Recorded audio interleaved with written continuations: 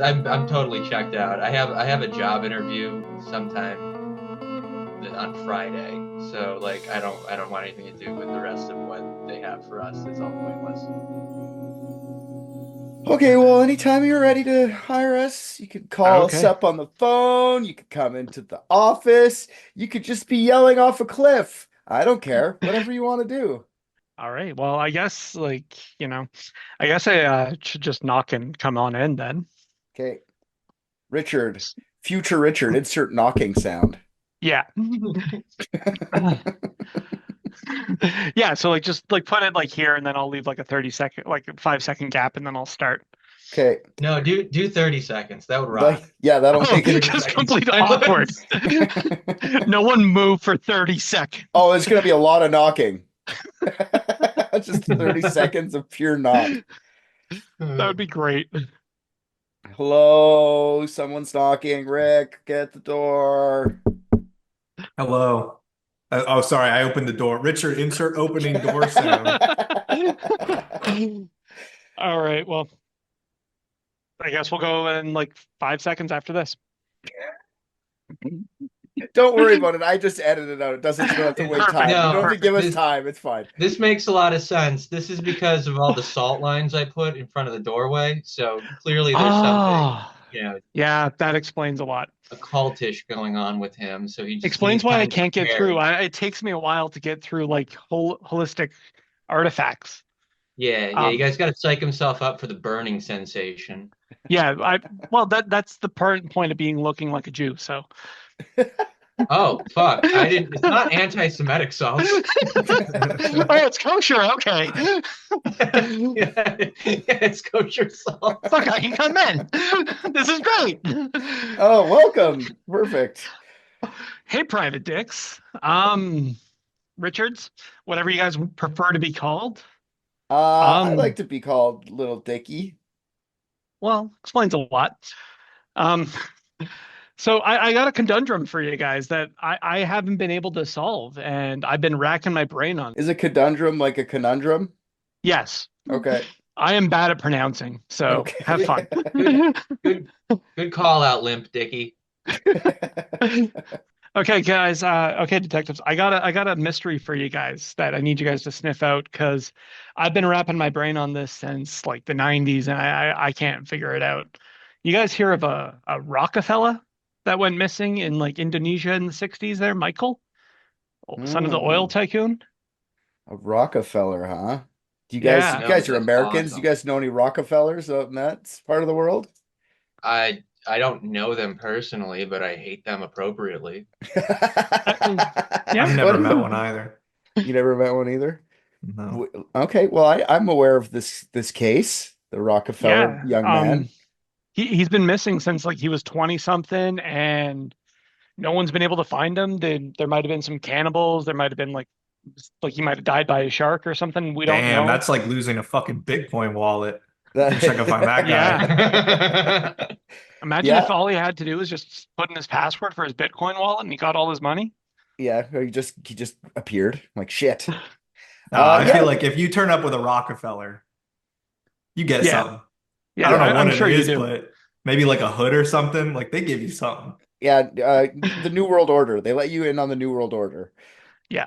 Which eventually we'll do an episode on that. But yes, we could solve this fucking thing, no problem. This is what we do, right? Rick, we could solve this, right?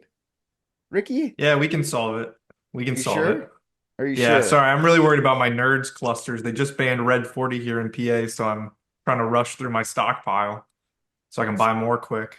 Well, that's how I'll pay you then. I'll just smuggle some over for you. Not the nerds though, just red dye number 40. Yeah, just to clarify, just red dye 40, not the nerds clusters. Yeah, okay. There's other dyes in it, but I don't think those are banned here yet. An elite team of private detectives. What if balloons are aliens? Maybe that's the key component we're missing. Cover-ups. John's guilty. Mysteries that need to be solved. Maybe Mormons need mountains. Richard, shut up.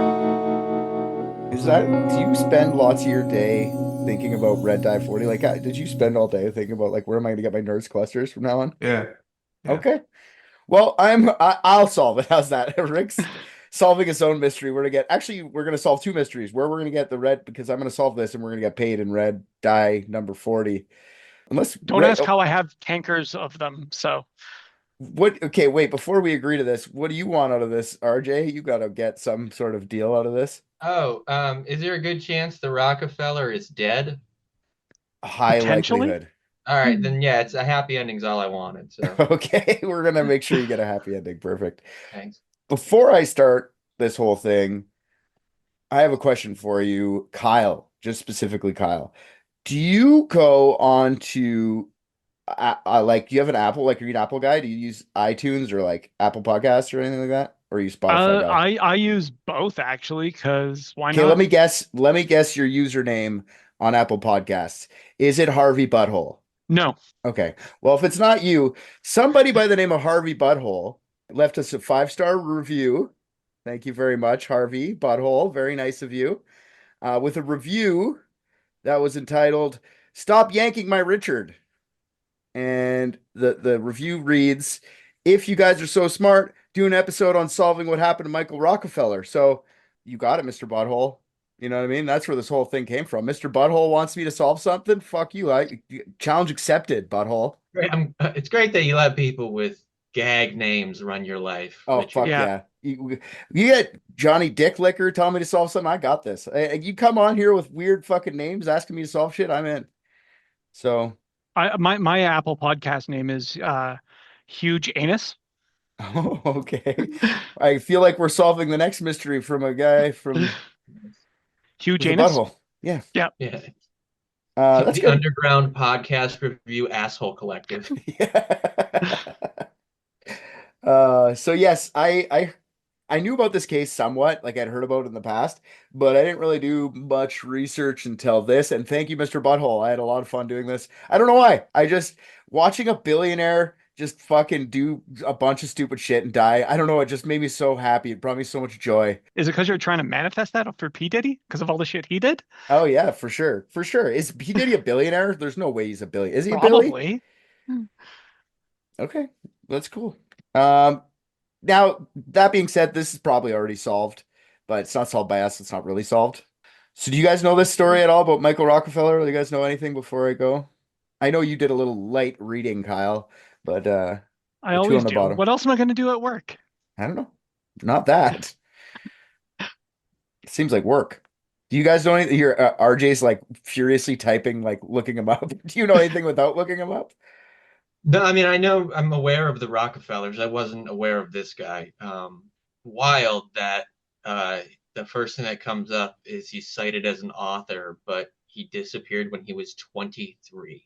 Yeah. So somehow I doubt he actually accomplished anything of consequence that completely funded. Not on his own merit, but he definitely accomplished some shit. Like his parents definitely floated him through a lot of stuff. Yeah, no, I'm sure everything that he did was bought up to that point.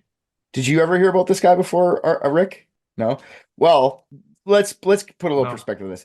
He's the great grandson of John D. Rockefeller, founder of Standard Oil, richest man in American history, if not the richest person of all time. In 1913, his personal wealth of 1.4 billion in 1913 dollars made up 1.5 of the entire US GDP. 1.5 of the GDP of a country, a huge country. That is fucking crazy. Right now, if you did his max wealth, it would equal Bezos, Musk, and Bill Gates all combined. It wouldn't just be like he's literally the richest guy that's ever lived. Now, even now, they're still rich, like a rich family. We still hear about them. There's about 170 of them now, and the wealth is the whole family's worth about 10.3 billion. So not what they were before, but I mean that's still a lot of fucking money. Yeah, that goes pretty fucking far. Yeah. A lot of red 40. A lot of red die number 40. This is yeah, I feel like if we solve this for real, we could tell Kyle get all the red die number 40, and then we tell the Rockefellers and get like money, like a lot of it. Yeah, so John Rockefeller had 5 children. You hear These that? bags are huge, by the way. You hear that, Rockefellers? Pay attention. I There's got big I bags have a lot of these work to nerds do here. clusters he's looking for. Yeah. So John Rockefeller had a bunch of kids. He had 5 kids. He had his namesake, John Jr. John Jr. had a kid named Nelson. Now, the Rockefellers were so rich that when Nelson was born, the whole front page of the New York Times was taken out to announce his birth. Like, that's fucking crazy to me. Nelson, he loved being rich, but he was also very ambitious. He wanted to be president, and he turned the money into a lot of political power. He was the 49th governor of New York. And later in life, he was vice president to Gerald Ford.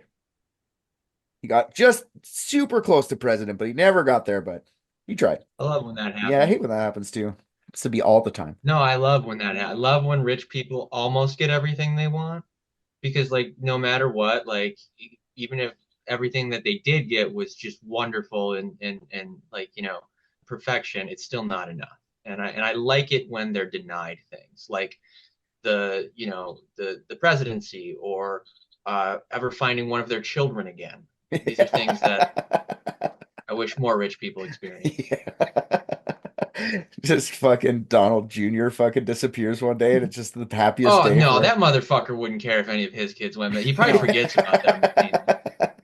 What's Like, that one again? Yeah, no, he probably mixes them up, but like not even with each other's names, just names that none of them actually have. Sally, come here. It's Ivanka. Like, it's not even Yeah. close. Yeah, so he tries to run for president 3 times, actually, and he never actually wins the Republican presidential nom. He never even gets that far. So before the story starts, though, he only tried for president once, okay? After he does it after his son goes away. Like, I bet you he leaned on his kid missing to try and, like, get that sympathy vote just to push him over the top. It still didn't work for him. So Nelson had a kid, like I said, he had a couple kids, but 7 kids, actually. We're only going to talk about 2 of them today. His son, Michael Rockefeller, who's the main suspect in this, or main subject in this podcast. And he also had a twin sister named Mary, who we're going to talk about like a little bit in the episode. They were both born May 18th, 1938. Michael was the kid in the family that wasn't all about being a businessman and power like the rest of his family. He was an artist. He loved art. As a kid, he'd visit museums. I should say before this, I should say his dad was into art too. It's not like he just got it out of nowhere. They're huge art collectors. But anyways, he used to visit museums all the time with his dad when he was a kid. By the time he was 11, he was like going to art galleries after school. He always come home late and worry his family, and they're like, "Oh, he's just at the Museum of Modern Art." Little Michael. Just most kids are smoking cigarettes. He's just like, I'm gonna go look at a fucking sculpture. Nelson, like I said, was a patron of the arts as well. A few things they had in common. By 18, Michael wanted to go to school for architecture, and his family didn't like that. They're like, no, you go to Harvard. You're a Rockefeller. You know what I mean? You're studying history and economics. That's what you're doing. You're gonna be a Harvard man.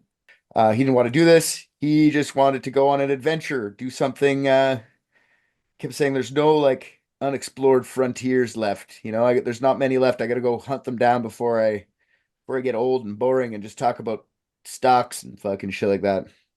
So after he graduates Harvard, he does 6 months in the army, attaining the rank of private.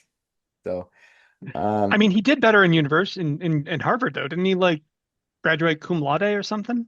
For sure. But like a lot of, like I'm sure he did really well. Like when you have lots of money. Or was it paid? Oh, it doesn't. It really doesn't matter to the whole thing. He didn't No. want to do it anyway. You know what I mean? He just did it because his parents wanted him to do it. Yeah. And then he got drafted and had to go to the army. And his parents got him out of that too. They like made him have the easy posting and just did as little time in the army as possible. His father, Nelson, was governor of New York. And he founded a museum called the Museum of Primitive Art when Michael was 18. What I find hilarious, it's like you couldn't call that today. You know what I mean? I know he No. didn't have intentions of being like he just wanted to get art from cultures that weren't like European and stuff and steal them from them too and like show how prominent they are. He didn't want to, I don't know, he just didn't want to. It's now they call it non-Western art, which I find fun, but he was calling it the Museum of Primitive Art. But I might say primitive art a lot because it says it a lot when I was doing my research, and I might have just forgot to change a couple of them.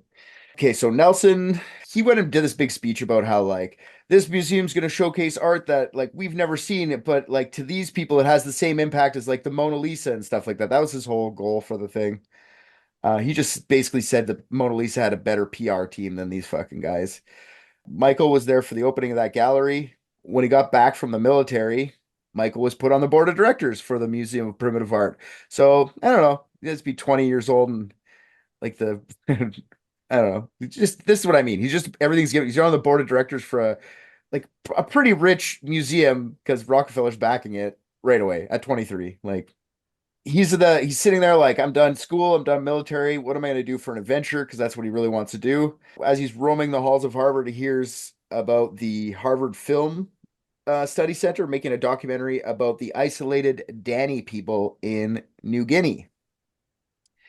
The goal of their documentary was to capture the Dani way of life before it was wiped out by the influences of Western culture. I find that super ironic because you're bringing Western culture to them to wipe out their culture. Uh, like, what do you think's going to happen? You're going to show them like, what's this video camera thing? So Michael decides, you know what? I'm going to go help make this documentary. This is going to be my good adventure. And then he goes, you know what? When I go on this, I could just like steal a bunch of art and bring it back. He doesn't call it steal because he trades for it, but I call it steal. We'll see why. And he could just exhibit it at the Primitive Art Museum. That'll be fun. It's going to be like an amazing collection. The Dani people, you probably wouldn't be able to see them. Like today, you could look up anything and see everywhere. You know what I mean? So for him, it's like, I'm going to take a bunch of shit no one's ever seen unless you live in New Guinea and probably make his dad proud of him. You know, not going to call me a Nancy boy anymore. I'm going to be a Rockefeller like just like him. Get Nancy man. Yeah, I'm a Nancy man, Dad. A Nancy man. I literally don't know if his dad and him had that kind of relationship. I just picture it that way. I mean, you're probably not too far off. That like with rich families, they're very, very driven like that, we'll say. Yeah, his dad was into the art too. He just probably thought it was like beneath him. He probably thought like, Michael, you're fucking Rockefeller. Come make some money with the rest of us. Anyways, I don't know. I just that's the way I imagine it. Whether it's true or not, I don't know. I don't think they had to make any more money. That's not how rich people think. They have to make all the money. Yeah, but the kids of rich people, I don't know. That's true. Usually empires like that crumble by like the third generation, right? So they've gone pretty far actually with this money still. That's how much money they had. Well, I guess it's from what the wealth they had before to what it is now. That would be considered a failure, right? Only $10.3 billion for 170 people. Yeah. Versus 1.5% of the US GDP. I'd say that's a bit of a downgrade for sure. For sure. I agree. The Rockefellers need a military. Then they'll find Michael. You're not going to be far off. Maybe they do because they kind of did. So Nelson agrees to let Michael go, I guess. I don't even know why I wrote agrees. Michael just decides he's going to go. And he signs on to the documentary as a sound recordist. Now, does it matter that he has no experience being a sound recordist? No, at all. They just said, sure, you come record sound. I'm sure they wanted daddy's money. That's why I feel like his dad agreed to it because like he probably threw a lot of money at this thing to make sure he doesn't die, which is also ironic. So the film crew arrives in New Guinea in April 1961. Michael writes a lot of letters back to his family while he's gone, and he's describing how seeing this like nature and it's so amazing to him. Like he loved being a fish out of water. He like says it all the time. Like I'm the rich kid, but nobody really knows that I'm super loaded here. And like I can kind of just disappear, getting all the adventure I wanted, all this, it's beautiful out here. The nature's amazing. He would take a lot of photographs too. If you look up Michael Rockefeller in Google, you'll see a lot of photos of him, but he's always carrying a camera. So there's lots of photos that he took. There's a lot of actual famous photos. I'm sure if you looked up Michael Rockefeller, you'd see a couple that you've seen probably just in passing, not really knowing what it was. There's the one where the crazy fucking tribal guy behind him is like smiling like super creepily. I've seen that a million times. I was like, oh, that's because of this thing. Okay. So yeah, he's taking so much photographs and like kind of not paying attention to his actual job. He got hired on as a fucking sound recordist and he's just like not doing his job. So much so that the film crew at one point says they have to like confront him and be like, okay, dude, fuck, you got to record the sound. We're trying to make a movie here. He's like, yeah. My dad's art museum. I'm on an adventure right now, you know? Even though that, like the one confrontation they talked about, a lot of people said that they liked Michael. He's quiet, hardworking. Like, they rate hardworking, but I was like, and then they complain about his work ethic, but I don't know. hardworking, and say he's humble. He never really bragged about being super rich and stuff like that. Some say that his scatterbrainness was from looking ahead at pieces for the exhibition at the Museum of Primitive Art. He wasn't thinking of the primary target, just like doing his actual job, just secondary. I don't even know if that's true because a lot of like I've read a lot of his letters. I think that he's was more at the start of the whole thing. He was just into the adventure, like he was into being away from it all, which I feel like that much money is a lot of pressure for a young person who doesn't really understand what that much money means. Does that make sense? Yeah. Like I wouldn't even know what to do with like half of that money. And you're what, 40? Don't remind me.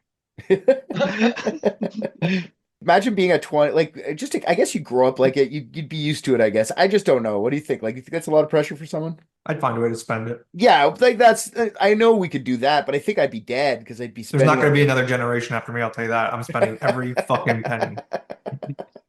all of it. Like you could spend, you think Yeah. you could spend $10 billion? Do I think I could spend $10 million? Oh, billion? Yeah. Billion. I said billion. Either way, yes. Yeah. I don't Very even know quickly. Very quickly. how. What are you gonna buy? Towns and shit. You can't just walk into a Islands. town and go like, I buy this. You buy all the houses you own in the town. That's what Disney did. I don't- That's Can you just audit? Can you just buy someone's house from under them, or No. But hey, How a is the billion house? each. A billion No. each. Let's A no, billion seriously. each. Boom, 10 houses. It's all gone. Well, okay, you're wasting money then. Okay, never mind. You're just giving out I'm your not money at that wasting point. it. You're buying a house for $1 billion. What kind of I'm house is building it? an empire. Now I've got 10 people who think I have so much money that I can spend that much on a house. Think what they'll do for me. You don't though, because you just spent it all on stupid houses. Okay, well, don't say that too loudly. Okay. Anyways, I don't know. Well, a lot of people say it's because he was like focusing on that. Maybe not. I don't know. So they film all spring and move into the summer to take a little break in the summer because it's fucking hot there. It's full of bugs. Michael decides he's gonna start collecting art pieces now. Like he doesn't have so much, he doesn't have lots of time, so he wants something super original.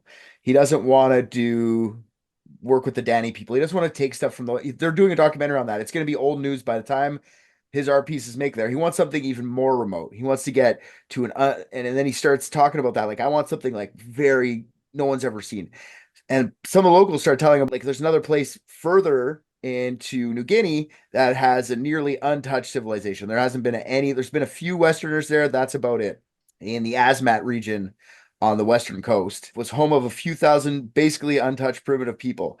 He says, okay, that's where we're going. We're going to go take a trip up there, up to the western coast. Now, Asmat is a tough place to explore. It's one of the reasons it was isolated from the rest of society to begin with. It's mostly like swamp. You have to take boats to travel around, like canoes or whatever. But since Michael was a rich kid and a very influential kid, the son of a senator, he gets the Dutch government to send him a guide, somebody who spoke the Asmat language, a guy named Rene Wassing, who's a 34-year-old anthropologist. The Dutch government thought that's a perfect fit for him. So they gather some supplies and they head up the coast. Things to trade with the locals, like steel axes. Like they love that shit. Or like fishing line and hooks. Lots of tobacco. They bring lots of smokes to trade with these guys. And they knew like a shiny new axe could get you something from the Asmat. They knew very little, but they knew a few things. They knew that the Asmat were expert wood carvers. They've seen a lot of their like what's called bish poles. We'll talk about that later, but they've seen a lot of their art just in passing. They made stuff like shields, paddles, drums, and like I said, they're called bish poles. All would have been carved ornately and incredibly unique compared to what they already found in museums. Now, just as a quick jump ahead, like just so you guys understand, when they finally get Michael's collection back to New York, which they do, and this is why I mean he did accomplish some stuff. He got a huge fucking collection of art sent back to New York. It was appraised at over $250,000 worth in 1960s money for some steel axes, cigarettes, and fishing line. So that's why I say like they basically went and stole a bunch of shit from these guys. So by mid-May 1961, Rockefeller and Wassing were in their canoe out looking for adventure. Just a few days into their Asmat adventure, they run into a group of men from the village of Omadesep, or I've heard it say Omadesa. I don't know. I might fuck up and say one of the two. Michael wanted to go to their village because, this is the place. Let's go. And the guy they run into says, you probably shouldn't come to our village right now. It's not the best idea. We are in the middle of a war.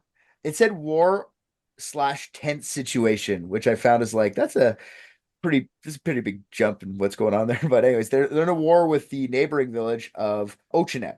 Michael, being the spoiled kid and not used to hearing the words no, convinces the few Omedesin that they ran into to like, bring me anyway. Don't worry about it. We're fine. Here's an axe. Here, have this smoke. Let's go. So they follow the men up the river. They arrive at a town a few days later. It took a few days. When they get there, first thing they see, they pass a little school because there was like Dutch missionaries there. They built the little schools and stuff, but it wasn't lots of people. They built them anyways, little house. But as soon as they get there, he sees a little school and it's got these, what I told you about, bish poles. Now, bish poles, Fish poles. bish, B-I-S-J, bish. Fish pole. Oh, interesting. They're tall wooden carvings. Usually it's multiple people standing on top of each other. The base of the carvings, most of the time it's a crocodile. Crocodiles are like sacred to the Azmat. It's not always a crocodile you'll see, but sometimes it is. Bish pole is kind of like a totem pole, I guess. And they're carved as like in a ceremony celebrating their dead. It's called like a bish ceremony. Now, the Azmat believed that the spirit of a deceased person would actually live inside the pole until the ceremony was completed. After completion, the spirit is released and they can move on to the afterlife. The bish pole is kind of like an ejaculating ghost stick. Does that make sense? Sounds like fun. Problem is the ceremony. The ceremony usually or apparently included murder and cannibalism. Oh, my two favorite things. Yes. Why wouldn't they be? So the Azmat culture, what they believe is that no death is accidental. If you die of disease or like you fall down some stairs or some shit, it's like the neighboring town's black magic coming to get you. It's not like an accident. There's no fucking accidents, you know? That's like my girlfriend always blaming Mercury. Exactly. Exactly. Anytime anybody would die, they make an unjacked off bish stick until they kill someone else, and then they get their little bish pole gets to come. So like they have to go next door to the next place and like kill someone in return, which is fucking crazy to me. Did that other like whoever they were killing, did they have the same belief over there that Yes. this side was killing them? Yes. That's crazy. It's like you guys actually have a lot more in common. If you got in the same room and you talked about it for a little bit, maybe that's For sure. maybe that's what Michael was there trying to do. Yeah, Peace treaty. Yeah, for sure. That's what he's trying to do. But yeah, no, I see what you're saying, but I think they're all like the same. It's like a town probably split off at some point and just became its own town, and then they started like trading amongst. Then they had little wars. Anyways, it's That'd be crazy if countries did that. There's just like a plus and a minus counter going on. yeah, just like we're up 50 Someone's kills next. Yeah. Someone's next. And if they don't complete this bish ceremony, this whole thing, like, so if they don't go and kill somebody and like release the ghost jack off, nothing be balanced in the universe. So it has to happen. Like, it's just the way it is. To complete the bish ceremony, villagers had to eat the enemy retribution victim. So you have to eat someone to finish it off. Azman people were proud headhunters and cannibals, but according to the Dutch colonial government, who actually was like in charge of this spot of the world at the time, the practice of headhunting and cannibalism was long gone, thing of the past by the time Michael was there. How does something like that like start, and then how are they like, oh yeah, no, it's definitely over? Well, it starts like that's all speculation. We could speculate how that started. Somebody probably like, you killed me, I killed you, we're even now, and it just became this big thing over years. That's my guess for that. But how it ends is Christian missionaries go there and destroy their religion. It's like fully Christian almost over there now. They don't really do that anymore. All these little villages like believe in Jesus now, which was crazy. Damn, hopefully they don't start eating people. Yeah. I mean, that's a big jump too, to go from like ghost jizz to killing people to Jesus. It seems related to me. Yeah. You never heard about the ghost jizz to Jesus pipeline? No, I didn't know there was a pipeline for it. Well, let me come in and talk to you for half an hour about it. Here's my Bible. Sorry about all the ghost cum it's covered in. Yeah. That's why the pages are crunchy sounding. Yeah. The Dutch government just says, you know what, these bish poles, it's just you carve them and it's like a way of remembering. It's like kind of like I don't know, like a gravestone or something. That's all it is now. I find the Asmat during that time, especially, were like super interesting. I find it like kind of a reverse mirror of Western civilization. Like they just were brought up in a different way, like in a different culture, so opposite to the way we live. It's so crazy. It's not just like the cannibalism and the headhunting and stuff like that. That's crazy too. But I mean, like just Asmat dudes sometimes just fuck. Like we just want to fuck, you know? Like that's not like that'd be weird. Imagine you just like, hey RJ, let's do it. Let's fuck right now. Just for fun. I zoned out for like a hot second there, and I came back at the worst time. Or the best Or was time. it the best? It was the best time. It was good until Richard was done. Until he got ghost jizz all over me.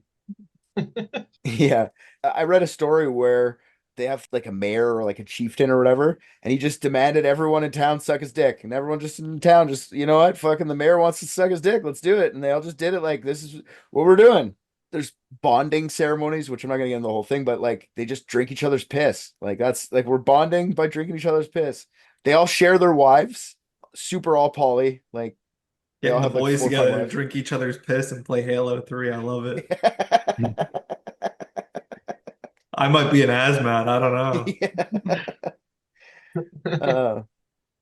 So it's just weird. The culture like progressed along the same time. Like all humans kind of grew up around the same time, but just in different spots. It just changes so vastly and so wildly in different parts of the world. It's crazy to me. Michael sees this. He's not dumpers. He sees all how different it is there, and he says like, dude, this whatever I'm gonna get from here is gonna be crazy. No one's ever gonna see anything like this before.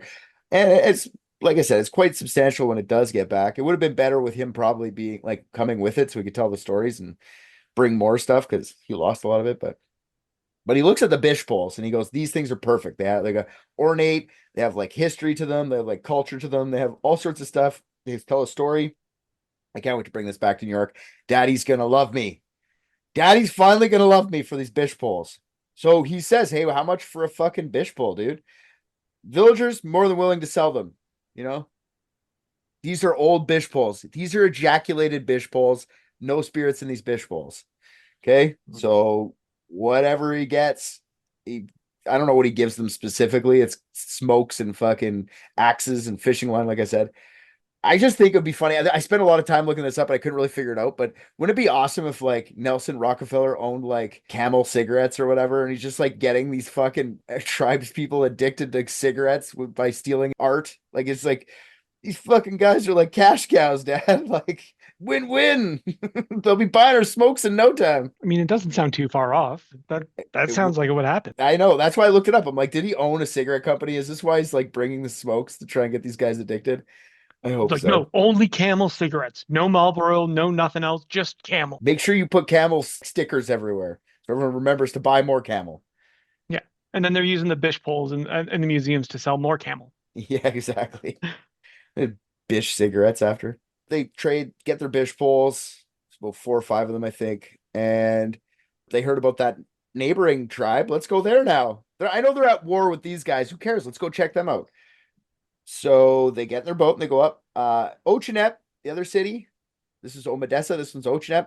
This place, they find 17 Bish poles. They're like, holy fuck, there's lots. Let's start trading. These ones were a little different, though. These Bish poles were pre-ejaculated Bish poles. Ceremony wasn't done yet, okay? Michael didn't really care or really understand that the ceremony, what it was, didn't really understand it to begin with. So, yeah, I'm not here for long, guys. So I want these Bish poles. What can we do? How do we make this deal happen? Offers to buy them, large quantity of tobacco, steel axes, fishing hooks. Villagers didn't want to sell them at all. Michael offers, like, here, take the rest of my supplies, and a couple days, I'll come back with more supplies. And these Asmat are like, sure, dude, like, that sounds like a great idea. Leave all that stuff here. Leave the Bish poles. When you come back, you can deliver them, right? A couple days comes back where they're supposed to meet. Ochinep doesn't come, obviously. They just stole all his shit. And they just didn't bring him his poles or even show up. Did they change their minds? No, I think they just knew they could rob this guy. Multiple sources, I'm going to say this because I think it's funny. Multiple sources that I read said that the Asmat people are great liars. They lie all the time to their enemies to get them in like weird places so they can kill them for their Bish ceremonies. Like they just get like, yeah, come back here behind this tree and we'll talk. And then they just fucking kill them. Like they do it all the time. Yeah, they just probably lied to him, which I find fun. Or they were pissed because they saw that he had those other bish poles from the other town. Like, I think that might be it too. They're like, who the fuck does this guy think they are carrying around bish poles? Fucking the Omedesan people, fuck them. It's true though, because it's like they're probably bish poles from somebody that they killed.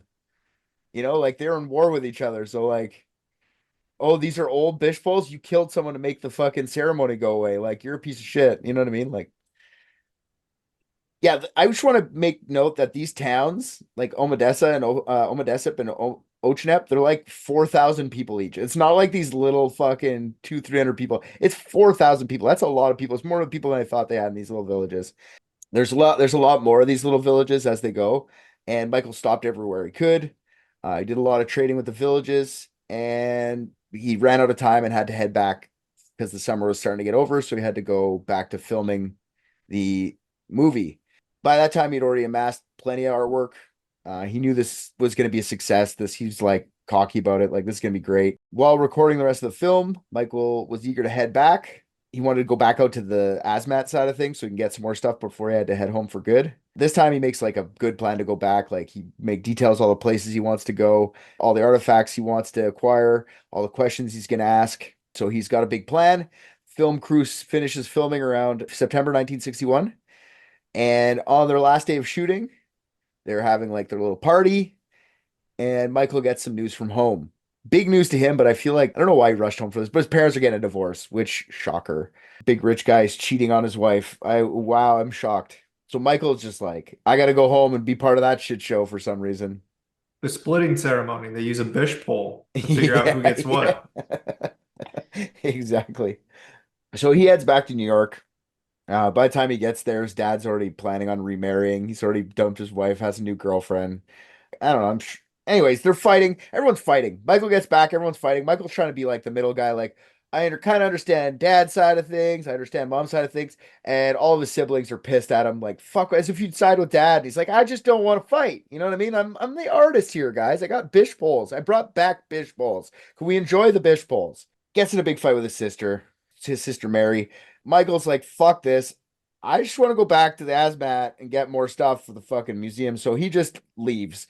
He just gets up and leaves, fighting with all his family. Poor misunderstood rebel worth billions of dollars. I fucking hate everything about this and these people. I can tell. But yeah, so he's like, fuck this, I'm leaving. He goes back. He left in September to go see. It's October. He's there for less than a month. He goes back, joins up with his old adventure buddy, Renee Wassing, and they go back up to see the Asmat.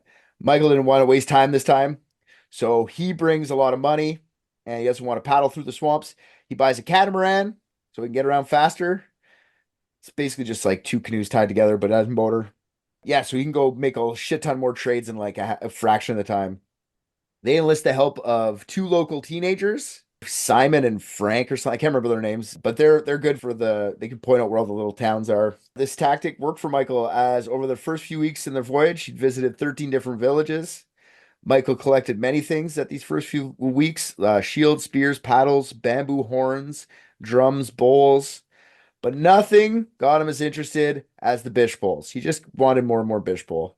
By mid-November, the four travelers headed back to the bigger city of Agats to resupply for another month of adventure. Then on November 7th, Michael and friends decided they were going to head down to the Arafura Sea coast in southern Asmat. Not many Westerners had been there. Only one missionary had ever been there and knew that area well. A guy named Cornelius Van Kessel, which I find a great name. And he was going to go meet up with Michael. As they crossed the Betts River, conflicting tides and strong winds created big waves and cross currents. The catamaran capsizes because one of these big waves just knocked it over, basically flipped. Surprised, shocked, kind of holding on to the refuge, the side of the boat as it's flipped over. The two teenagers just go like, we're going to shore, and they just swim to shore. They were Asmat, and they basically swam everywhere. They were amphibious little guys. Michael and Renee were still stuck out there on their boat. It's about 10 miles out from shore. Wassing and Michael didn't want to leave the boat. Wassing was a terrible swimmer. Michael was a Harvard man, though, forced to swim at birth.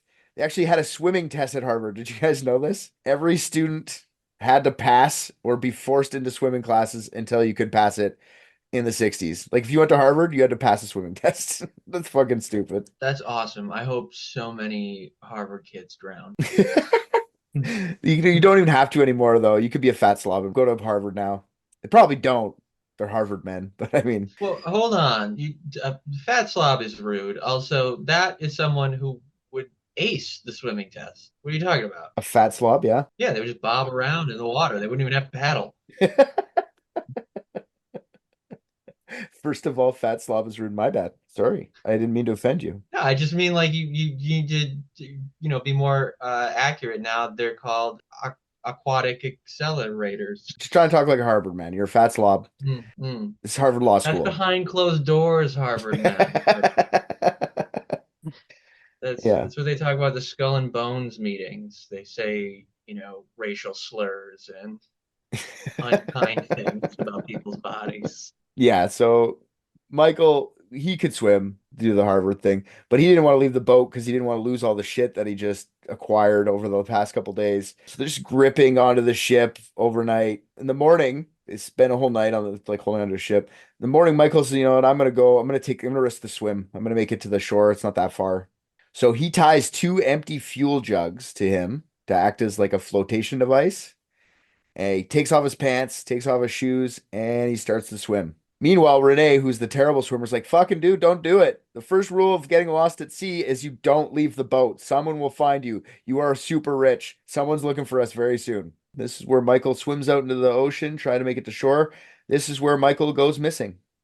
No one really sees him past this point. A couple hours after Michael decides to head to shore, Wassing is saved by some rescue helicopters. A couple hours later, rescue helicopters sent by his parents and the Dutch government. The two boys who swam earlier actually made it safely to shore and informed the Dutch government that Michael was floating beside his capsized boat. So when Nelson heard about his son going missing, the governor of New York, no expense was spared. He and Michael's twin sister Mary went to Merauke. I guess it's about 150 miles south of Asmat. He flew to fucking Indonesia, which like you could have stayed in New York. You didn't go to fucking where he flipped. You just literally stayed in a big city. When they landed, there was already a bunch of paparazzi waiting for them, which I find hilarious that, I don't know, there's paparazzi in Indonesia. I don't know. I didn't know that was a thing. They're just sitting there waiting for him.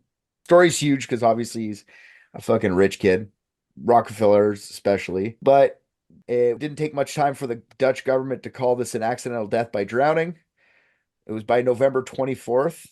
They sent a letter to the New York Times saying this. So it's like 2 weeks later, or 3 weeks, I guess.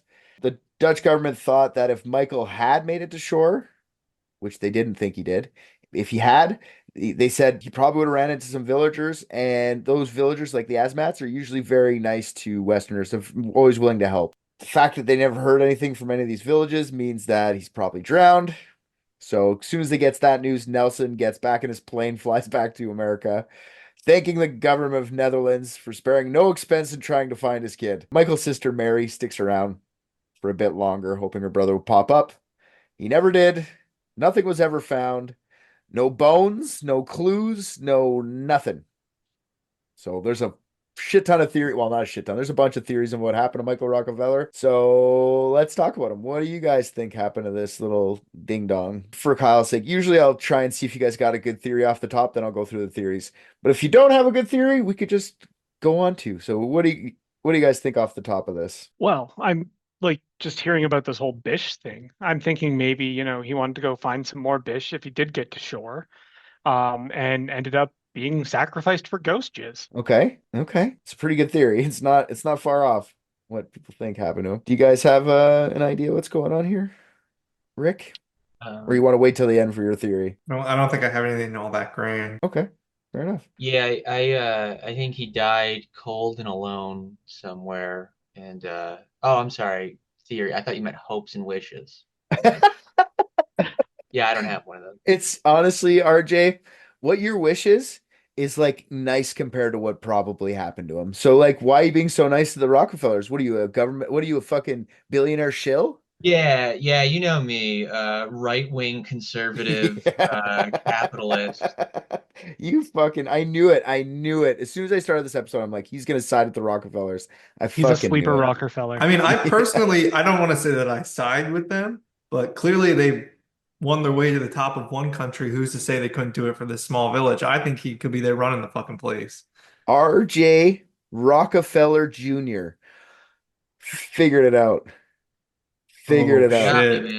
man. Big if true. You got me. That's why I live in a $103,000 house You say within that. earshot of gunshots. Well, Michael Rockefeller lives in a jungle, okay? Yeah, you're up. See, now you're starting to brag about all your wealth. The fucking Okay, no, Rockefellers. hold on, because only the incredibly wealthy have the privilege and ability to deny themselves the safety of modern comforts. Like that is strict. That's just like how like only like middle class people go camping. Like it's that's like rich camping. It's just like life endangering.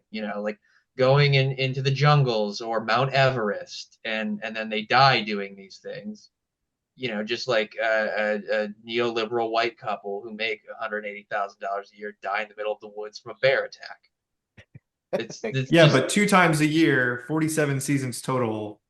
There's a lot of people that go out there and get it done just for from rags to riches on look. Survivor. As a member of the working class, I am going to die in my home of a heart-related illness, and only not because I have hospice, but because I can't afford to go to the hospital. I'll be dying in my home. That's nice. Hey, you know what? It's always nice to If know only we could all be so lucky to be 23 and disappear off the face of the earth. He's so All mad right, about In it. this that's day and that's age, rich yeah. white privilege right there. He's so mad about it. I love it. Okay, let's talk about the theories. Okay, so first theory, which is the dumbest one in my opinion, is that he went native. Like he just got to shore, decided like I'm gonna live. This is the way I want to live. You know what I mean? Free of money, free of family, free of everything. Live in the jungle, beautiful frontier, unexplored, untouched by Western. A simpler way. Some might argue a better way. Michael just said like this. He loved the pureness of the whole thing. He loved the primitive culture so much. So maybe he just like went there and decided like fake your death, being a Rockefeller. You know? Maybe it's like he didn't even fake his death. He just like made an agreement with his family, you know? You don't know if they found him. They were down there real quick. His dad left real quick. Like all he wanted to do was get all the family business. And like Nelson said, sure, you can live out in the fucking boonies with these fucking guys. He persisted, and Michael lived in the jungle for the rest of his life. They never put an obituary in the paper for him, so there was never like they never really accepted that he died in because they announced they took the whole front page out when he was born, but when he dies, they did nothing. There is a gravestone for him. There's no body. The parents knowing and allowing him to live in the jungle is highly speculative. It's like just me. But like it's funny in a way, like maybe even in the jungle they supported him. You know what I mean? They just send him tobacco and axes and whatever else you can trade with the No, fucking they didn't like him because he's rich. They very well could have afforded a body to put in his grave, and they didn't. So But imagine he's like a trust fund, like he's a jungle trust fund kid. He's just got as many axes as he wants, and he just lives like a king with his fishing line and his tobacco. no, man. Listen, I know I said I didn't have a theory, but let's be realistic. He probably was wide-eyed, and like an idealistic about yeah maybe going native, but he got green inferno immediately. Oh, probably. Yeah.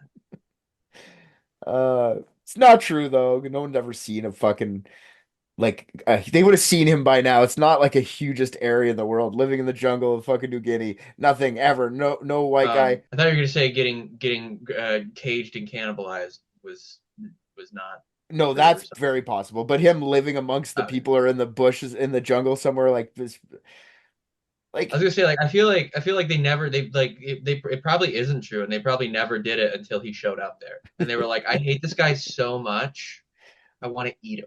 let's do a real Bish ceremony. Yeah. Yeah, like the jungle that he got when he missing in is not like it's super uninhabited. There's like 20,000 people that live in that area. Somebody would have seen. That's all I'm just saying. Like now there is the reason this is even a theory is there's some film from 1969 taken near where Michael had disappeared that shows a white man paddling like crazy on a boat with some villagers.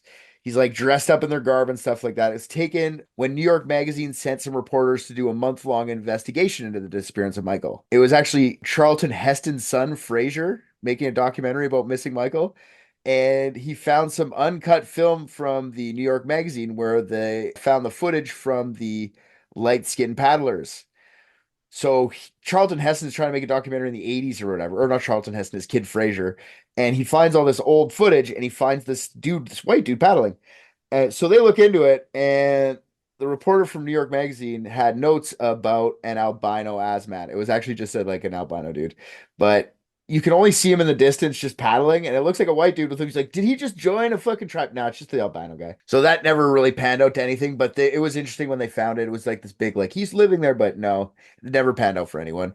Even Fraser doesn't think that that's who it was. He thinks it's an albino guy. So no one even thinks this. It's just fun little thing. Wait, I'm sorry. Charlton Heston's kid is of relevance because he was the one who took the film? He was making a documentary in the 80s about Michael Rockefeller missing. So he went and did a bunch of like research on it and found that film from when he first originally went missing. New York Magazine sent a film crew down there to go try and find him. And they had a bunch of like old film that Charlton Heston's kid came across, and he found this like white guy paddling, but it was actually just an albino asmat. What the fuck is this? Nepotism the podcast? Why did Charlton Heston's son? Maybe Charlton Heston wanted his kid to disappear too. Yeah. You don't know this. Probably true. God, I hate him. Why did I name him Fraser? Oh my God. Later scene in The Tribe is shots of Dakota Johnson. So yeah, that's the wet native theory. Any thoughts on that? I mean, if they were cannibals, maybe it was just someone wearing his skin. That's a good thought too. That's awesome. We've had some weirder Buffalo Bill shit happen. I'm totally in favor of the fact that he tried. I don't think he succeeded in going native. Okay. No. Next theory is he drowned, just like the Dutch authorities claim, which is entirely possible. That's a 10-mile swim. That's a pretty fucking far swim. But that's a harbor man. That's a harbor man. You're right. But that's still like, all jokes aside, like 10 miles, I feel like it's a lot. Swimming against and with current, because it's going to be a 10-hour swim, is what he calculated. No, I get it. You're not a harbor man. You couldn't do it, but he could have. Yes, he had. Yeah. He had, like he said, he had empty fuel containers attached to him, so he even had like little water wings. He's fucking fine. Oh, yeah. Then he's making it all the way. But it's possible, like he could have got swept out to sea with some tides. I don't really know. Nelson Rockefeller, who, like I said, was the governor of New York at the time and one of the richest men in the world, spare no expense or hold back on any favors to get his son back home. Sure, like it's his fruity artistic son, but still a Rockefeller, goddammit, you know?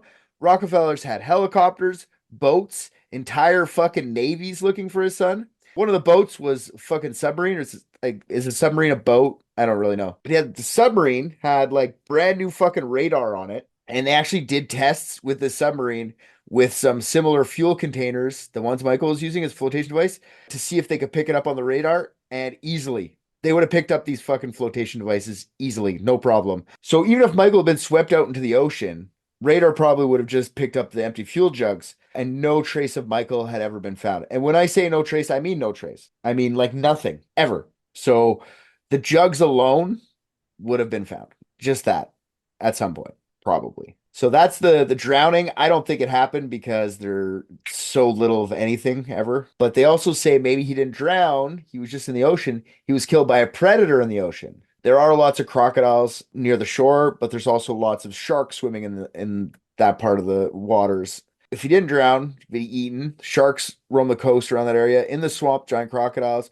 Problem with this is that the same as with the drowning, they never found any remains. Like if animals would have eaten him, they wouldn't have eaten his whole body. They would have taken chunks out of him, and like chunks would have been left over.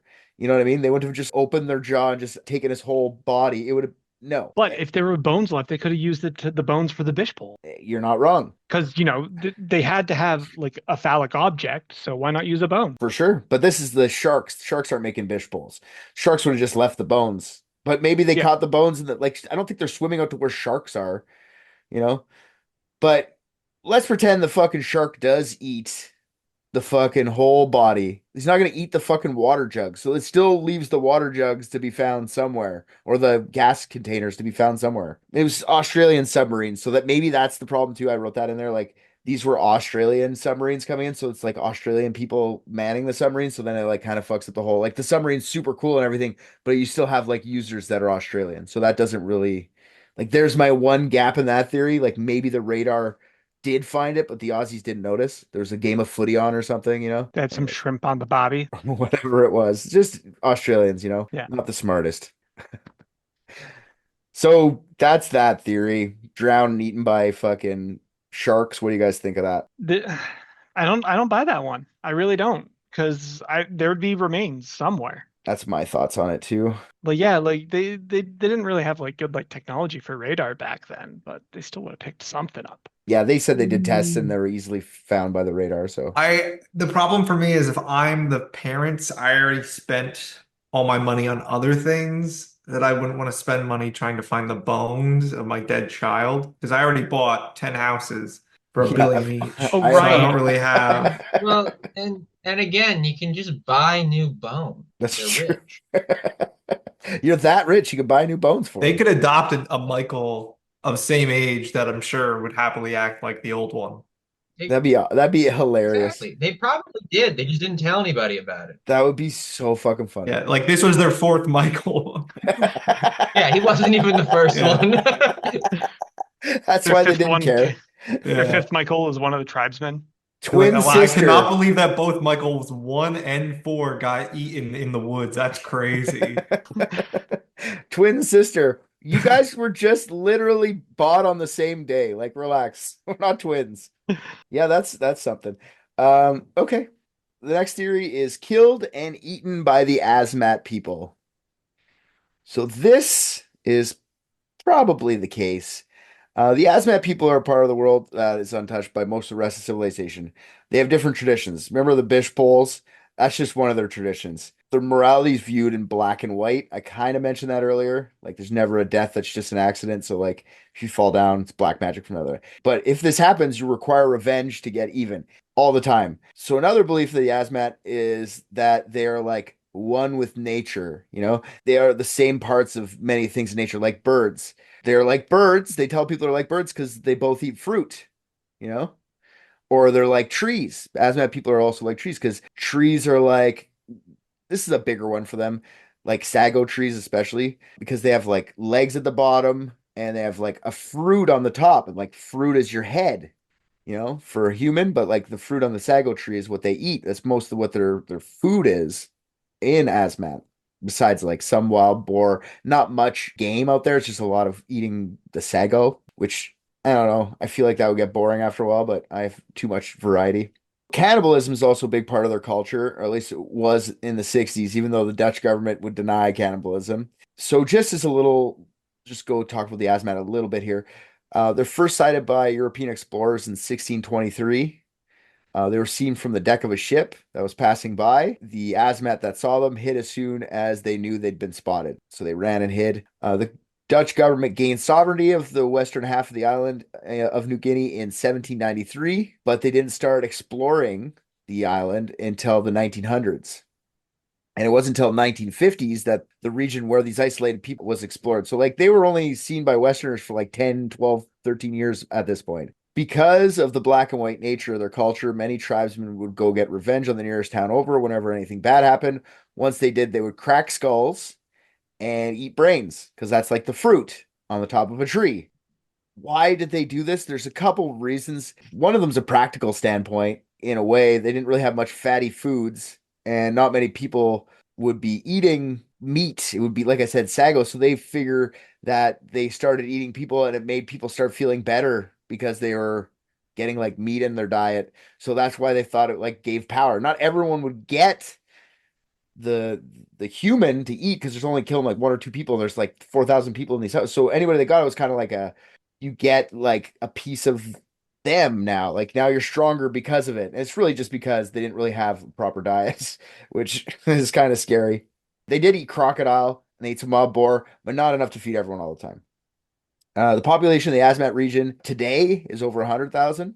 most of these towns talk about that are pretty big, keeping everyone fed is hard. So basically, they just ate the Sago. So why kill Michael Rockefeller? Like, why even do that to that guy? Well, it all stems from an encounter with the Dutch government about 5 years before in 1958. Dutch authorities kept hearing about headhunting, and they heard about two different villages warring, the Ochenep and the Omedesep, the two towns we talked about earlier specifically.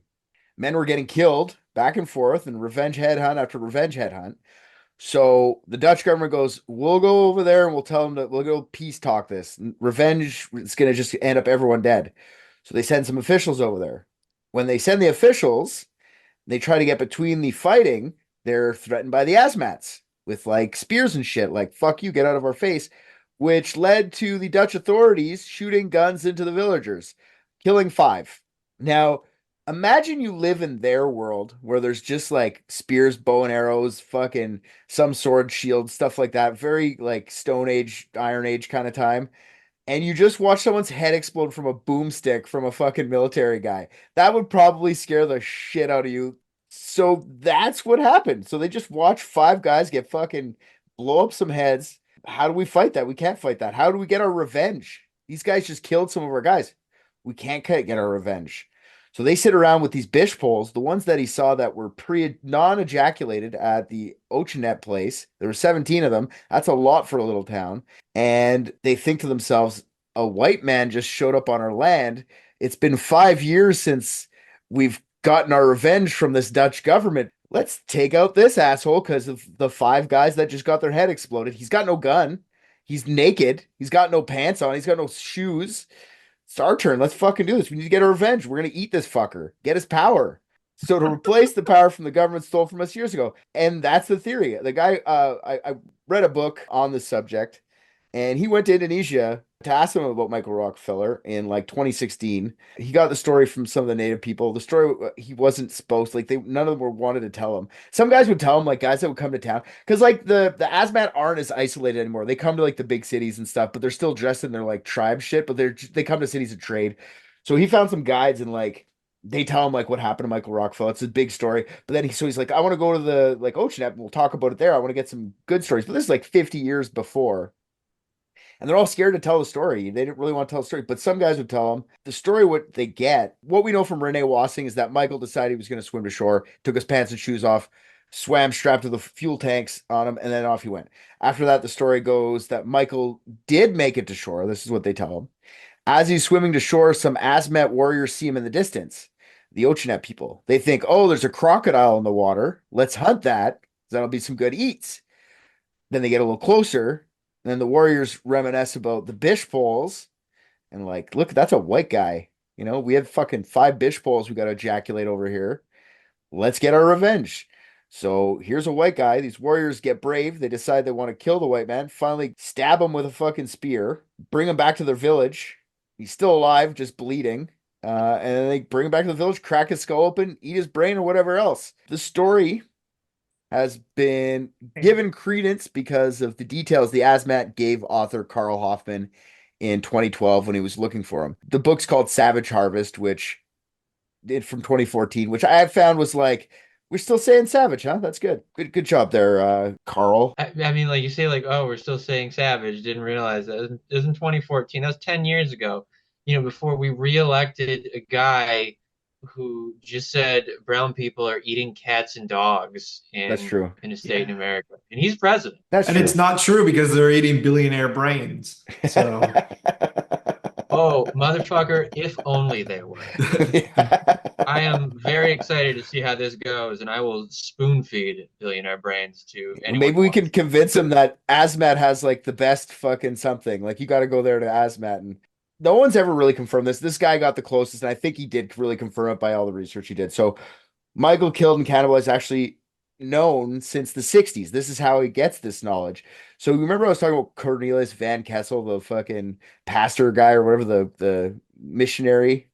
Well, he got the same details of the story from the Asmat weeks after the disappearance of Michael, not like 2012. Van Kessel heard this story a couple weeks after, like just before they declared it a drowning, and he made a bunch of requests to the government to step in, like, They killed Michael. I know this. I got the story. Like he got to the thing and they ate his brain. The reason they know that he made these requests is during his research, Hoffman found letters in the National Archive asking the Dutch for the government to step in. Like it's a cover up from the fucking government. They didn't want to tell him. 9 days after he went missing, they were losing hope. 2 weeks later, search for Michael's called off.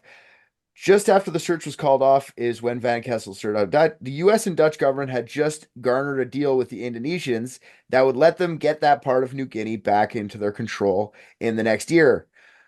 So basically, the Dutch was giving up their colonial rights to fucking the Indonesians, but they didn't want the whole world to know that cannibalism was still thriving. Not only that, killing a son of a US senator wasn't a good look for this fucking deal. The Dutch would probably have to stay because obviously these fucking Indonesians can't keep control of their fucking people.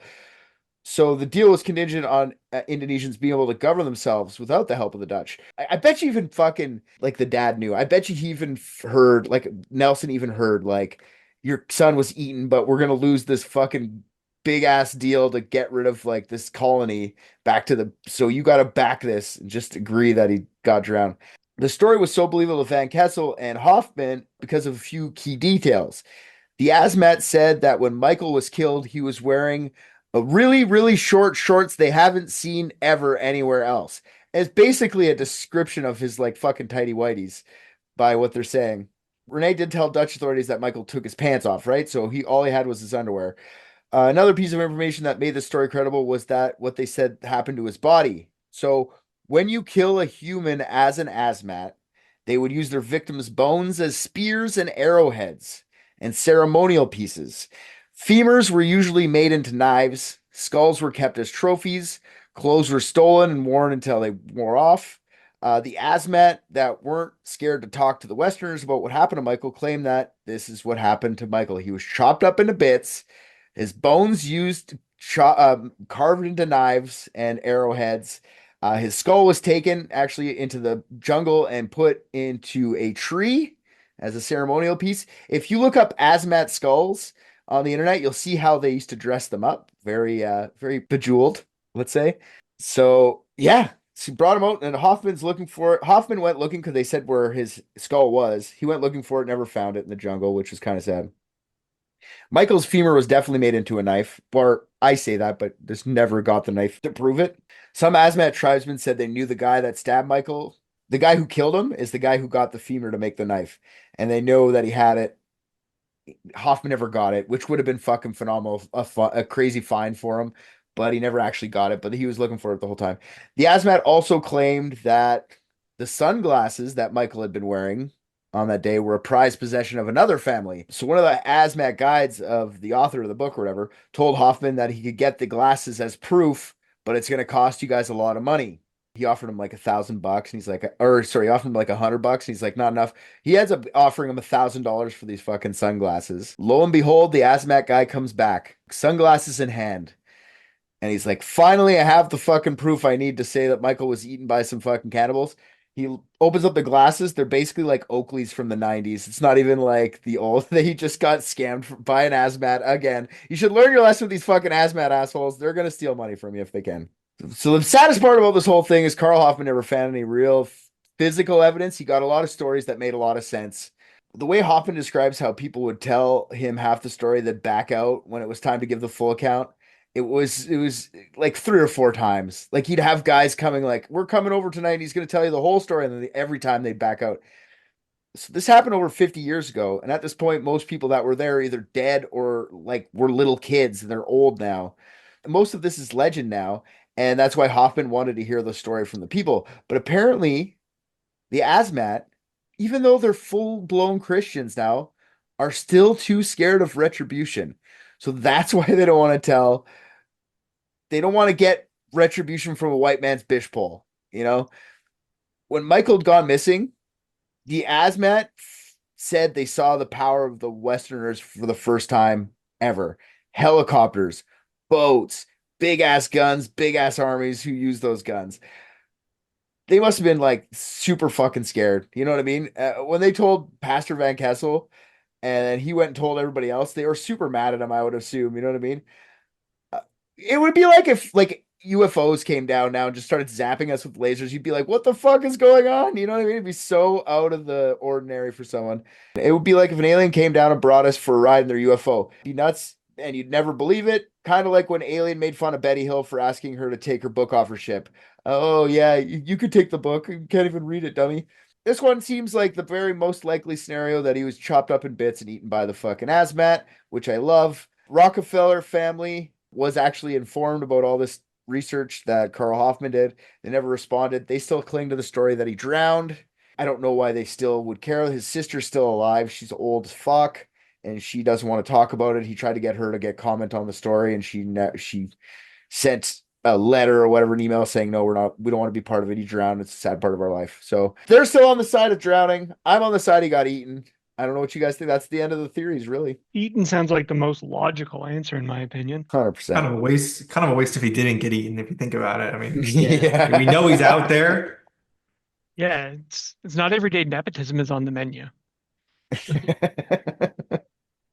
Isn't that great, though? It makes it ethically okay if you use every part of the rich person. So. Yeah. I love that this story exists, and I love that all the money in the world couldn't fucking save them. Like, it doesn't matter how much, they still got fucked. And like, Michael was so everyone called him humble and shit. I thought he was arrogant as fuck, going there being like, I'm just gonna trade for some axes and stuff. At the end of the day, the Museum of Primitive Art still does not it's gone now. Most of the art is in another museum in New York City in its own little primitive gallery. The Michael Rockefeller wing of the museum, which is fun. So he got a part of a museum named after him, a crazy collection of art that got sent back on his first round and just like died getting eaten by fucking cannibals. Kind of a short and wild life. I don't know. I don't really like this guy. I'm glad he got eaten, but apparently there's a bunch of stories too. I didn't really put in the script because I didn't know where to fit it, but like they would trade a bunch of mineral rights and shit for axes and stuff, not just like art. They went there with like, here's some cigarettes. Can I get all the rocks underneath you? And they're like, yeah, sure, dude. It's just rocks. Fucking yeah, I mean, what the fuck are they gonna do with it? You can't smoke rocks. Well, I mean, you can, but you're not in Detroit, so apparently in your neighborhood you can. Yeah, no, for real. That's it for that. I don't know what else. If you guys got something else, you got another theory, let's hear it. The only thing that really makes sense is he got eaten and his bones were used as a bish pole. Fucking love it. I still think a Rockefeller is there running the place. It's like you have Illuminati West and then you have Illuminati East. Like he's got that side locked down and then the rest of them are over here. This is what the New World Order is. Just like, here's your bish poles, motherfucker. This is the way we live now. Mm-hmm. It's one government. Fucking bish, come suck me off. He's just like, everyone in the world must suck me off. New World Order. Who's ever got the biggest bish? Yeah, exactly. Well, that was fun. I had more fun reading that than I thought I was going to have. So I read that book and I'm like, fucking eat that fucking billionaire. Yeah. They get all kinds of credit. Like, yeah, eat the rich, this and that. And they're just like, we don't know what liberalism is. He just tasted good. Yeah, we were just hungry, really. I'm fucking sick of Sago. But what if now this tribe has the urge and the lust for Harvard graduates? Oh, yeah, they can only eat Harvard. They're just like very specific palate now. Yeah. Ooh, you're a good swimmer. I can see you're a Harvard man. Want to come over? And they developed Christianity with those missionaries that came over because they're like, hey, Christianity's all over the place. That's a lot of people. More chances that they've gone to Harvard. So yeah. I like how they knew the social demographics of Christian. Hey, we don't know that they didn't. There's so few stories where the rich person just gets absolutely annihilated like this, and this can bring us hope that America's douchebag rich guy will get eaten by someone at some point. That's all I'm saying. This is just a hope-giving episode. I mean, he does look like a Cheeto sometimes. Yeah, somebody might just get real hungry. True. I'm hungry. I don't care if he gets eaten. I just want him to die. So. Okay. But there's so much meat for these poor, starving people. You know how bad he must fucking taste? He tastes like he tastes, guaranteed he tastes like a Big Mac. Richard, Insert sounds of you eating a Big Mac. Yeah, he's probably like a fucking bear where they just immediately pick up whatever flavor. So he probably just tastes like garbage and fucking backed up sewage from all the Pepsi. shit stuck in his colon.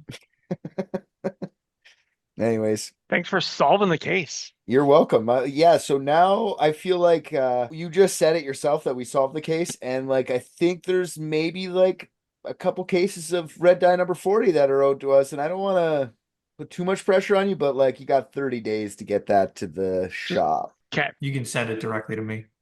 Okay. Yes, please do. When you get the mysterious crate that is going to be decorated with ornate bish poles, I can assure you the red substance inside of it will be red dye, not red Thank blood. you. I'm pumped. I just watched Private Dicks and I think RJ's the funniest. What? Come on.